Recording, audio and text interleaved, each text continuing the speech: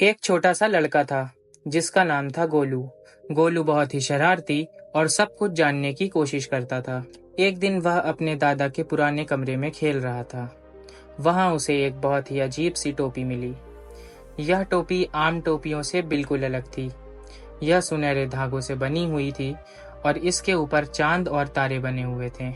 गोलू ने टोपी पहनी और तुरंत ही उसे लगा कि कुछ अजीब हो रहा है।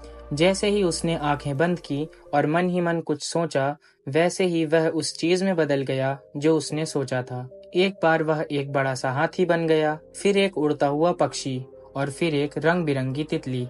और इन सब चीजों को देखकर गोलू बहुत खुश था। उसने सोचा कि उसे एक जादुई टोपी मिल गई है। उसने अपने दोस्तों को बुलाया और उन्हें भी यह टोपी पहनने दी। उसके दोस्त भी बहुत खुश हुए और वे अलग अलग जानवरों में बदलने लगे। वे एक साथ जंगल में घूमने गए, समुद्र में तैरने गए और आसमान में उड़ने लगे। लेकिन एक दिन गोलू ने गलती से सोच लिया कि वह एक बड़ा सा पत्थर बन गया है। वह जमीन पर गिर गया और हिल भी नहीं पा रहा था। उसके दोस्त उसे ढूंढने लगे, लेकिन उन्हें वह कहीं नहीं मिला। तभी गोलू को याद आया कि उसे क्या करना है। उसने अपनी आंखें बंद की और मन ही मन सोचा कि वह वापस से गोलू बन गया है।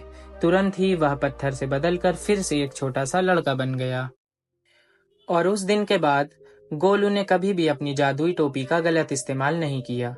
उसने सीखा कि जादू का इस्तेमाल सावधानी से करना चाहिए।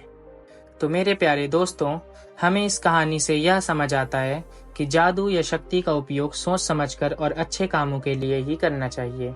बिना सोचे किए गए कामों से नुकसान भी हो सकता है।